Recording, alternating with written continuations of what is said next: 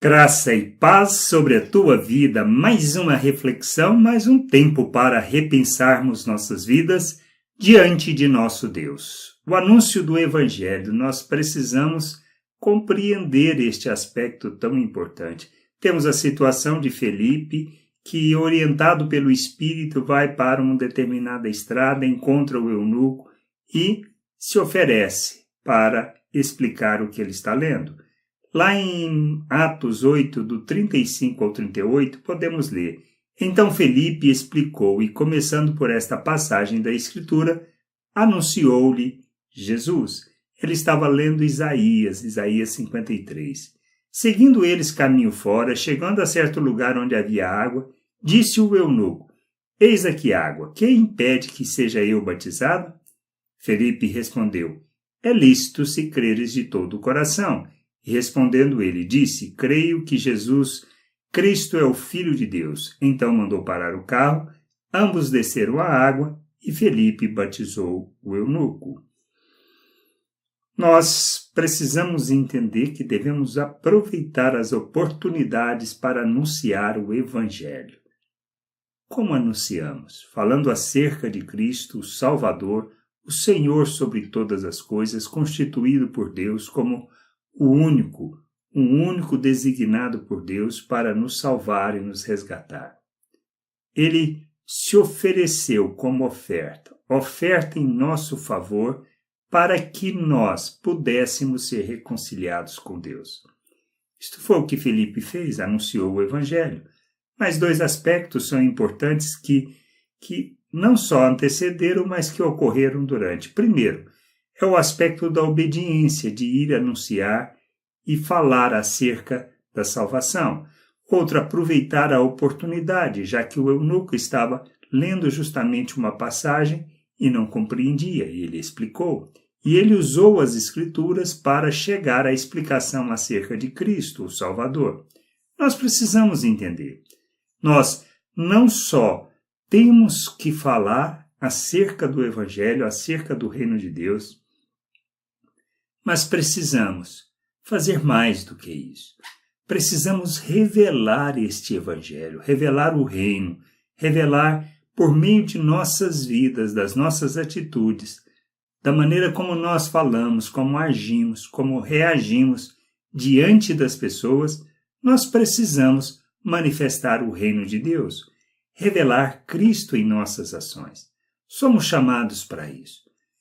O propósito de nossas vidas é revelarmos o reino de Deus.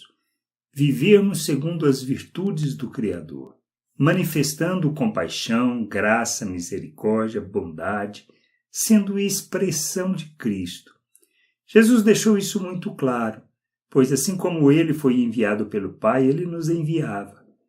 E outro, um aspecto importante: quem nos recebe, recebe a ele, quem recebe a ele, recebe o Pai. Nós precisamos entender que o que ele está querendo dizer é que nós devemos ser como ele no mundo. Nós devemos expressá-lo, expressar por meio das nossas ações, das nossas atitudes. Esse é o propósito da nossa vida, esta é a razão do nosso viver. Vivermos o Evangelho de forma plena, anunciar, proclamar as virtudes de Deus. Nós fomos tirados das trevas e transportados para o seu reino, para sermos testemunhas vivas, expressão do reino de Deus neste mundo.